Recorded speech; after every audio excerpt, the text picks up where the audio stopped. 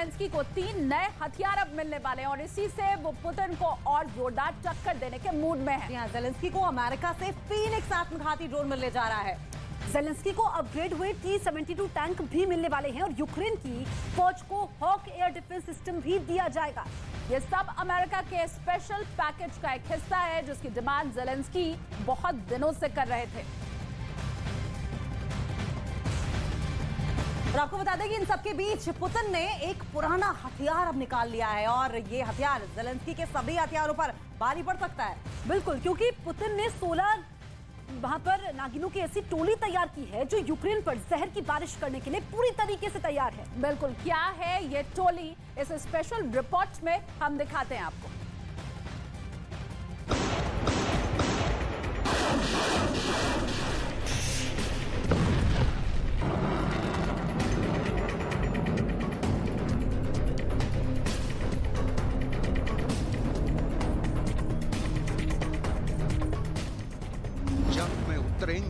कातिल हसीनाएं।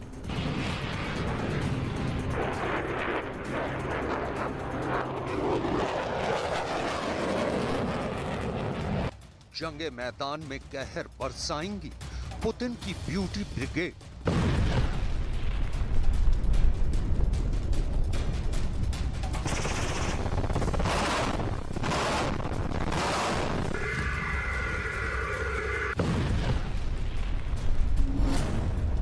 यूक्रेन को तबाह करेंगी रूस की परमाणु परियां।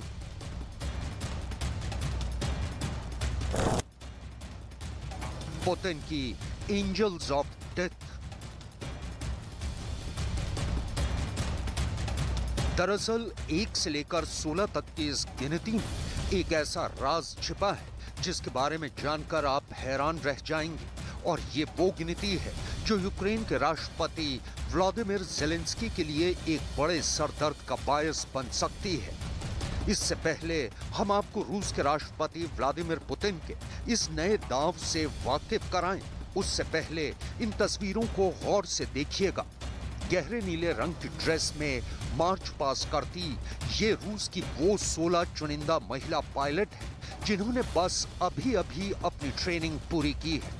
दूसरे विश्व युद्ध के बाद ये पहला मौका है जब रूस की वायुसेना में एक बार फिर महिला पायलटों की भर्ती हुई है।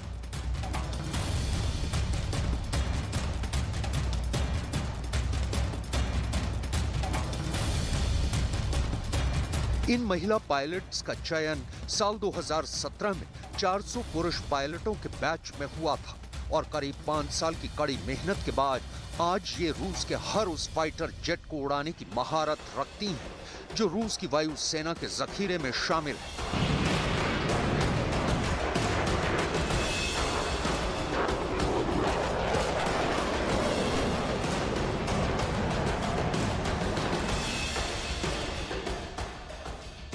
इतना ही नहीं, ये तमाम महिला पायलट रूस के न्यूक्लियर बॉम्बर्स को भी उड़ाने में माहिर हैं।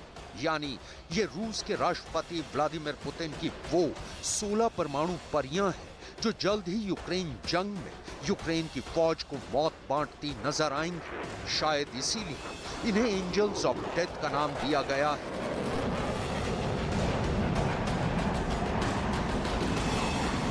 इन सभी महिला पायलट्स ने रूस के सिरो हायर मिलिट्री एविएशन स्कूल से अपना कोर्स पूरा किया है और इनकी पासिंग आउट परेड यूक्रेन की सरहद के करीब रूस के शहर क्रास्नोदार में हुई।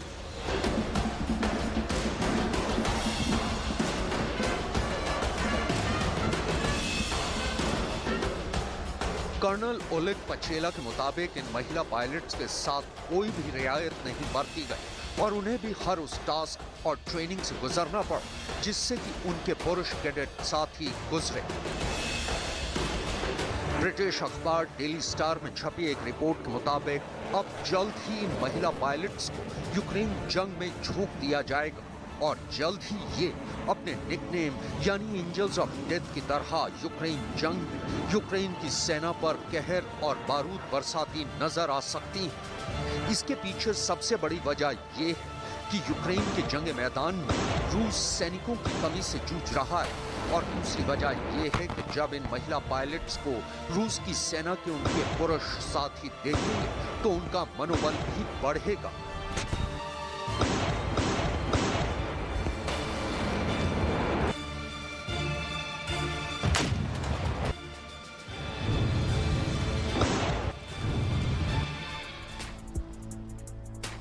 ये पहला मौका नहीं है जब महिलाओं को रूस की वायुसेना में शामिल किया गया है।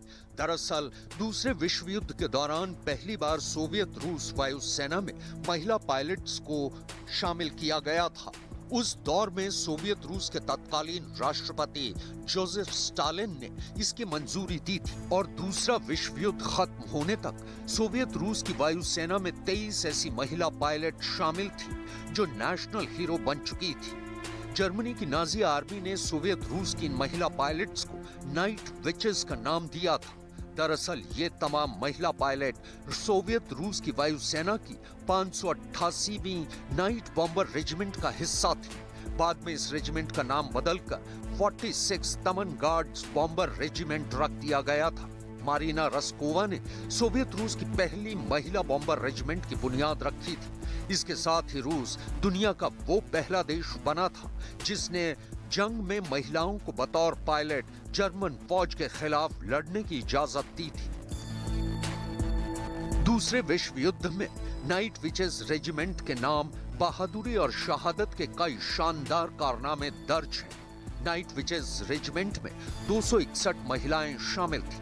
नाइट विचेस रेजिमेंट को जर्मन सेना पर बमबारी का जिम्मा दिया गया था। इस रेजिमेंट की महिलाएं प्लाईवुड और कैनवास से बने पॉलीकॉर्पोव U-2 प्लेन उड़ाती थी। दूसरे विश्व युद्ध के दौरान इस रेजिमेंट की महिला पायलटों ने 23,000 सॉर्टीज भरी।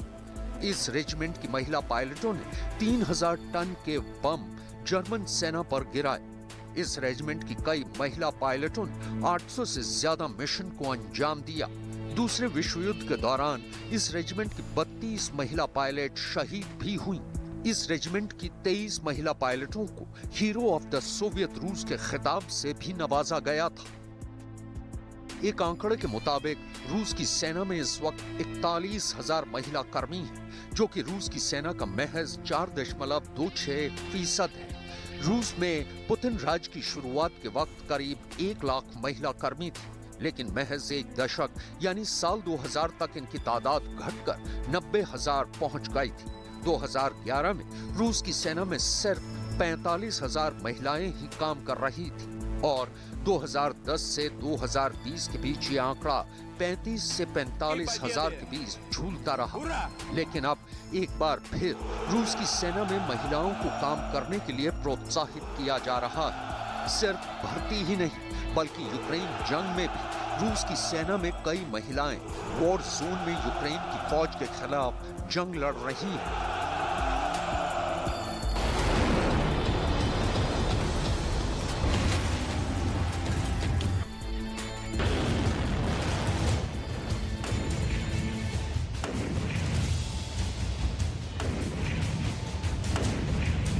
और इन्हीं में से एक थी वेलेंटीना गलातोवा। मई 2022 में 27 साल की वेलेंटीना की मारियोपोल की लड़ाई के दौरान मौत हो गई थी। न्यूयॉर्क पोस्ट में छपी एक खबर के मुताबिक वेलेंटीना के पति भी रूस की सेना के लिए डोनेत्स्क में साल 2019 में लड़ते हुए मारे गए थे। खबर के मुताबिक वेलेंटीना यूक्रेन जंग के दौरान मारे जाने वाली पहली रूसी महिला सिपाही थीं। वेलेंटीना की मौत को रूस ने कई दिनों तक दुनिया से छिपा कर रखा था।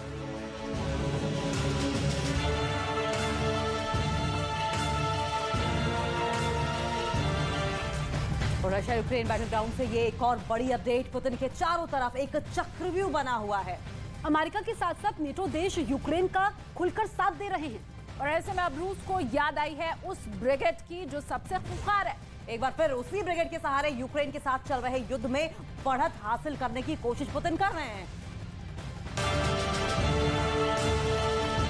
ये कॉर्पोरल अनास्तासिया सवित्स्काया की तस्वीर है।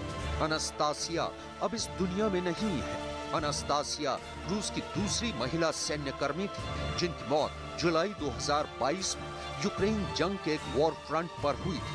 ब्रिटिश अखबार डेली मेल में छपी एक खबर के मुताबिक अनास्तासिया यूक्रेन जंग में अपनी मर्जी से शामिल हुई थी।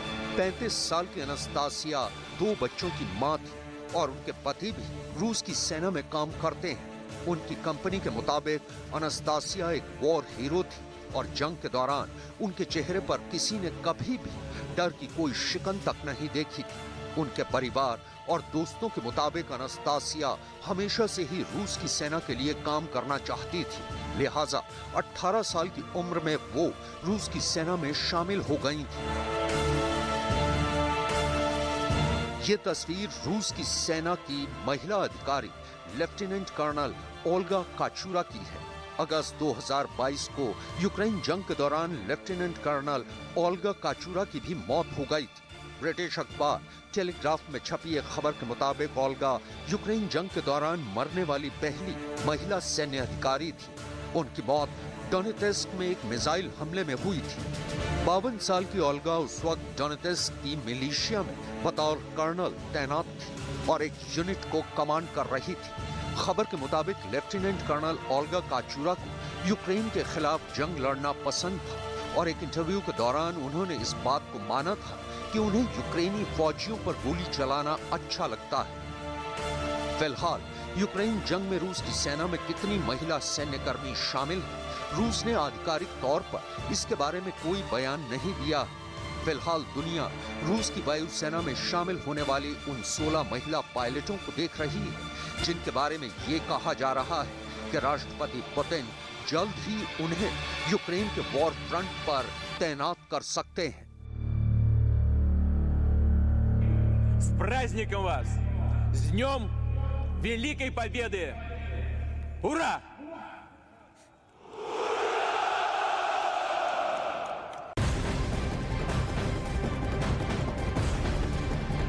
रूस यूक्रेन युद्ध से जुड़ी बड़ी खबर आपको बता दें, जहां रूस ने यूक्रेन पर हमले का बड़ा दावा करते हुए एक वीडियो जारी किया है। इस वीडियो में यूक्रेन के M777 पर ड्रोन से हमला किया गया है और आपको बता दें इस वीडियो में M777 टैंक रूस के हमले में तबाह होता हुआ नजर आया है।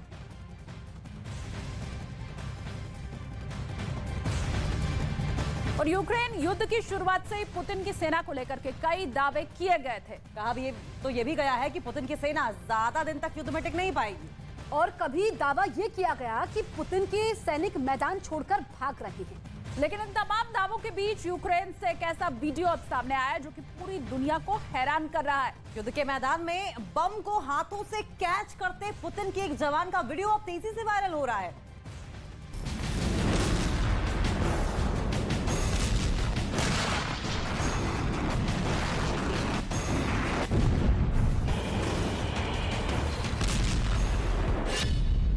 रूस यूक्रेन महायुद्ध के बीच से आया ये वीडियो जितना रोमांचक है उतना ही हैरान करने वाला भी, क्योंकि यहाँ आसमान से बरसती मौत को इस अकेले जवान ने न सिर्फ ढाल दिया बल्कि मौत के मुहाने पर खड़े होने के बावजूद उसने मौत के आगे घुटने नहीं टेके।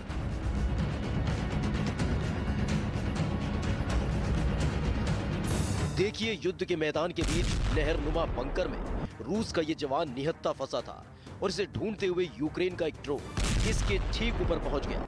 बेहद सटीक निशाना लगाकर ड्रोन के जरिए इस रूसी जवान पर बम गिराया गया, लेकिन इसकी किस्मत अच्छी थी कि बम फटा नहीं और इसने झट से बम को उठाकर खुद से दूर फेंक दिया। लेकिन खतरा इतने पर ही नहीं चला।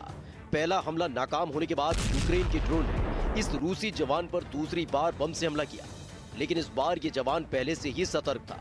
इसने ड्रोन से बम गिरते ही उसे हवा में दबोच लिया, जैसे क्रिकेट के खेल में कोई फील्डर गेंद को हवा में पकड़ लेता है, ठीक वैसे।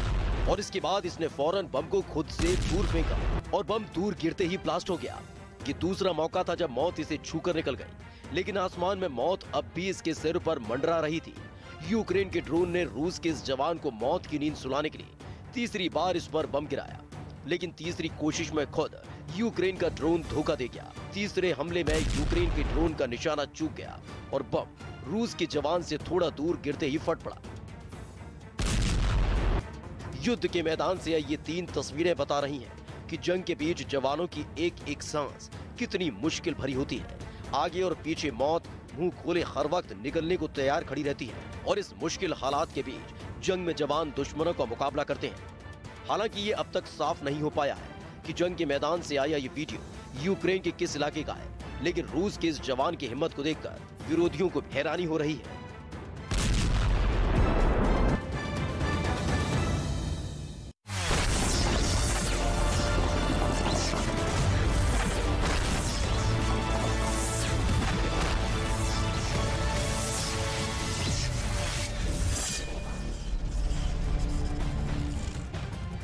और हिमाचल प्रदेश के सीएम जयराम ठाकुर ने फिर से बीजेपी की जीत का बड़ा दावा किया है। उन्होंने दावा किया कि इस बार पिछली बार से ज्यादा सीटें बीजेपी की झोली में आएंगी। ठाकुर जी, संकल्प पत्र जारी किया गया है, क्या वाकई में आपको लगता है हिमाचल प्रदेश में रिवाज बदलेगा? निश्चित रूप से रिवाज बदलेगा और रिवाज बदलने की शुरुआत कभी न कभी होती है, तो अब की बार निश्चित रूप से ये होकर के रहेगा। ये मैं क्या बिल्कुल 11 बड़ी कमिटमेंट्स हैं जो संकल्प पत्र में जारी की गई है, उसमें हमारी 11 कमिटमेंट पहली है प्रायोरिटी पर, उसके बाद महिलाओं के लिए अलग से 11 कमिटमेंट है। ये पहली बार हुआ महिला सशक्तिकरण की दृष्टि से हिमाचल प्रदेश में फोकस के साथ जो है वो अलग से बात की गई है। मुख्यमंत्री जी, वक्फ बोर्ड की संपत्तियों को लेकर भी एक बड़ा वादा किया गया है, क्या हिमाचल प्रदेश में ऐसी कुछ संपत्तियां हैं या सर्वे कुछ पहले करवाया गया? वो अध्ययन करेंगे, उन सारी चीजों को हम कोशिश कर रहे हैं कि भी हमारे पास इवैल्यूएशन कैलकुलेशन उनका होना चाहिए कि भी कितना है, और मॉनिटर करने के लिए मैकेनिज्म डेवलप होना चाहिए, वो करेंगे। ये पिछली बार 44 सीटें आई थी, इस बार कितनी सीटें आएंगी? और ज्यादा सीटें आएंगी। सीधे तौर पर चैलेंज किसे देख रहे हैं? आम आदमी पार्टी भी लगातार अपने दावे कर रही है, कांग्रेस के साथ मुकाबला है, सीधे कांग्रेस के साथ मुकाबला है। तो इस वक्त हमारे साथ हिमाचल प्रदेश के मुख्यमंत्री जयराम ठाकुर जी मौजूद थे और उनकी तरफ से कहा गया है कि सीधे तौर पर कांग्रेस के साथ हमारा मुकाबला है। 6 राज्यों के 7 सीटों पर हुए उपचुनाव में बीजेपी ने 3 सीटों पर दर्ज की जीत। उत्तर प्रदेश के गोला गोकर्णनाथ, बिहार के गोपालगंज और हरियाणा के आदमपुर में जीते बीजेपी उम्मीदवार। हिमाचल चुनाव के लिए बीजेपी ने जारी किया संकल्प पत्र। बीजेपी अध्यक्ष जेपी नड्डा ने यूनिफॉर्म सिविल कोड समेत गिनाए 11 वादे। भारतीय जनता पार्टी की सरकार यहां पर यूनिफॉर्म सिविल कोड लेके आई। आलिया भट्ट और रणबीर कपूर के घर आई नन्ही परी। आलिया ने मुंबई के अस्पताल में बेटी को दिया जन्म, परिवार में जश्न।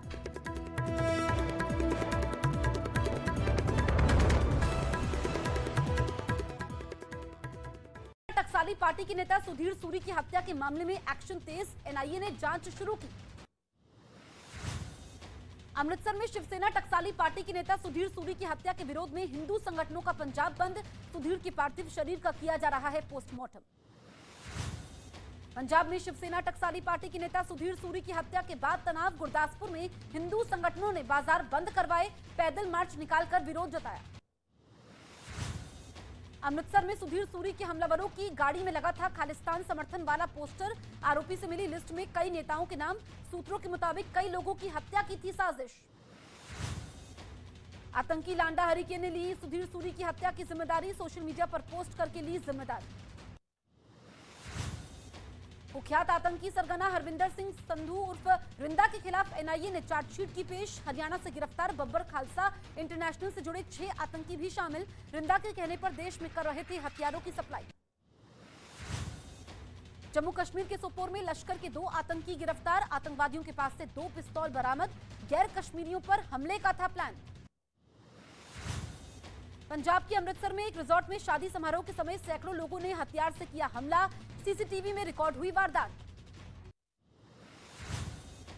यूपी के प्रतापगढ़ में जमीन से अवैध कब्जा हटाने गई पुलिस की टीम पर लोगों ने किया हमला। महिलाओं ने की पत्थरबाजी। विवादित जमीन पर बने गोदाम और गौशाला में लगाई आग। बिहार के हाजीपुर में एक महिला को चोरी के आरोप में लोगों ने पीटा। पुलिस के जवान पर भी महिला से बदसलूकी करने का आरोप। राजस्थान की बूंदी में कार चालक ने सड़क पर किया स्टंट। कार चालक के नशे में होने का आरोप। एक महिला ने कार पर बरसाए डंडे। दिल्ली की डाबरी में मकान मालिक और किराएदार के बीच हुई झड़प। सीसीटीवी में रिकॉर्ड घटना। पुलिस ने दर्ज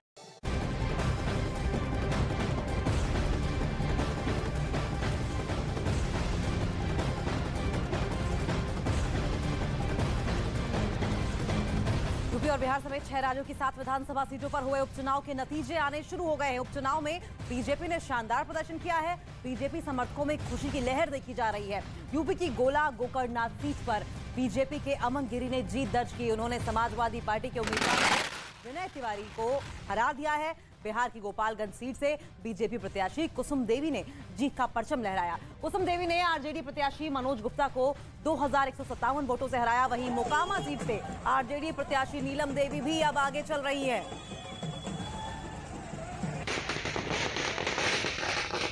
तो आपको बता दें कि 6 राज्यों की 7 सीटों पर उपचुनाव हुए हैं, जिसमें बिहार की गोपालगंज सीट है जहां पर बीजेपी की कुसुम देवी जीती है। वहीं हरियाणा की सीट पर भी बीजेपी की ही प्रत्याशी आगे चल रही हैं। 6 राज्यों की 7 सीटों पर उपचुनाव को लेकर आज नतीजे आने थे।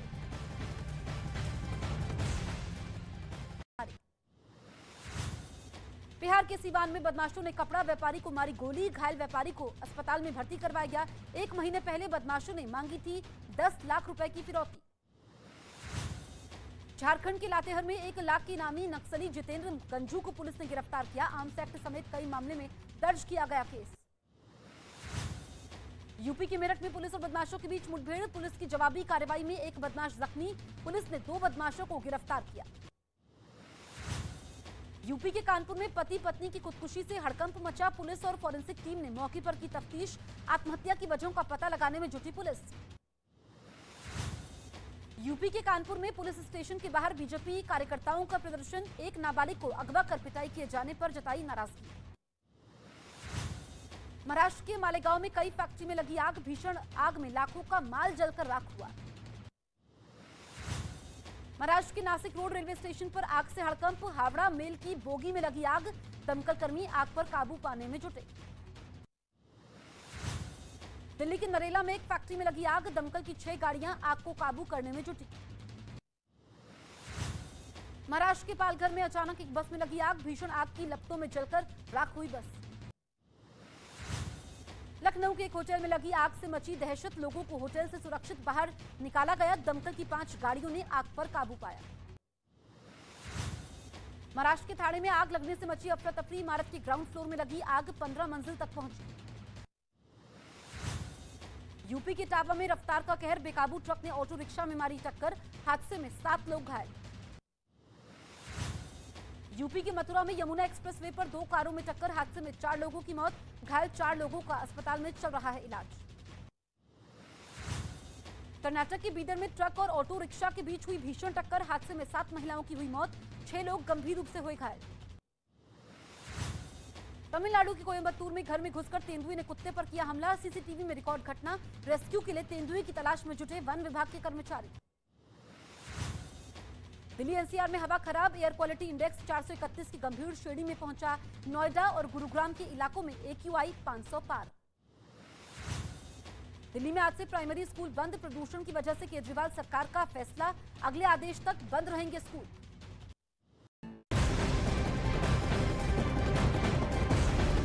यूक्रेन युद्ध से जुड़ी हुई बड़ी खबर इस वक्त मिल रही है, जहां पर युद्ध में यूक्रेन की बढ़त की खबर है। खैरसौन में रूस की सेना के ऊपर यूक्रेन ने जबरदस्त हमला किया है। इसमें दावा यह किया जा रहा है कि रूस के सैन्य सामान पूरी तरह तबाह कर दिए गए हैं और इसके साथ ही यूक्रेन के सैनिक अब भारी तादाद में टैंक और हथियारों के साथ खैरसौन की तरफ रवाना हुए हैं।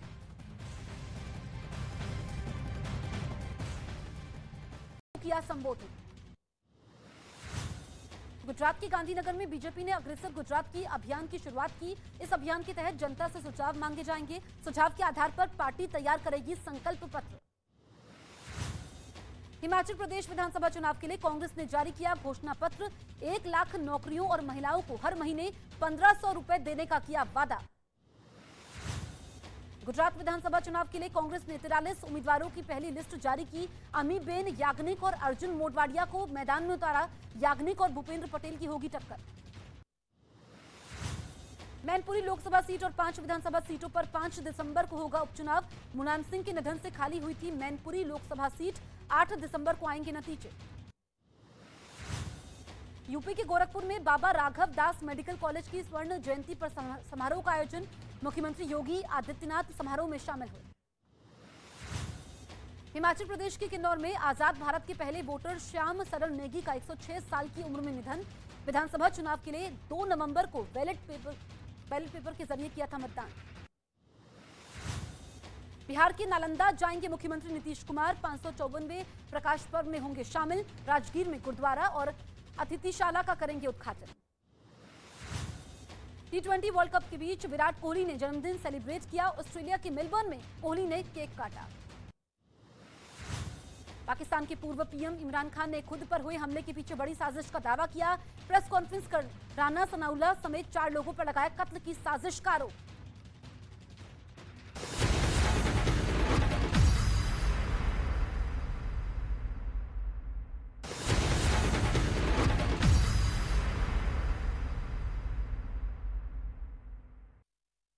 नमस्कार, मैं हूं आपके साथ जसप्रीत कौर। देश दुनिया की तमाम खबरों के लिए अब देखते हैं धमाकेदार 50। शिवसेना टकसाली पार्टी के नेता सुधीर सूरी की हत्या के आरोपी की कोर्ट में पेशी। पुलिस ने अमृतसर कोर्ट में पेश किया। शिवसेना टकसाली पार्टी के नेता सुधीर सूरी की हत्या के मामले में एक्शन तेज। एनआईए ने जांच शुरू की। अमृतसर में शिवसेना टकसाली पार्टी के नेता सुधीर सूरी की हत्या के विरोध में हिंदू संगठनों का पंजाब बंद। सुधीर के पार्थिव शरीर का कैंप।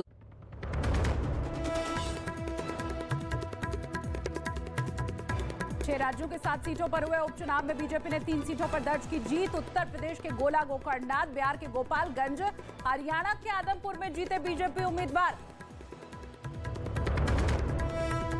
हिमाचल चुनाव के लिए बीजेपी ने जारी किया संकल्प पत्र। बीजेपी अध्यक्ष जेपी नड्डा ने यूनिफॉर्म सिविल कोड समेत गिनाए 11 वादे। भारतीय जनता पार्टी की सरकार यहां पर यूनिफॉर्म सिविल कोड लेके आई। आज से पीएम मोदी के चुनावी अभियान का आगाज। वलसाड में चुनावी जनसभा को करेंगे संबोधित। भावनगर में सामूहिक विवाह समारोह में लेंगे हिस्सा।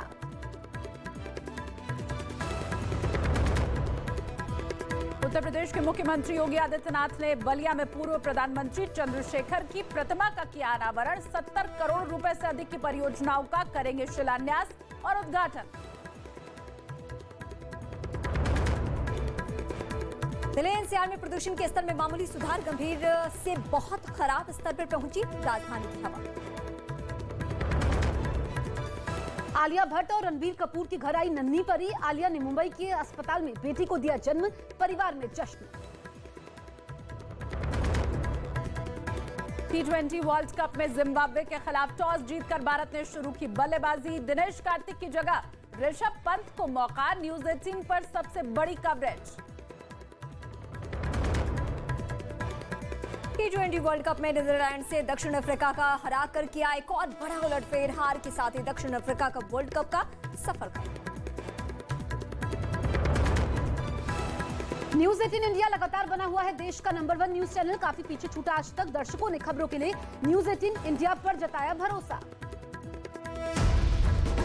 आज तक को पछाड़ न्यूज 18 इंडिया बना भारत का नंबर 1 न्यूज चैनल। देखते रहिए न्यूज 18 इंडिया।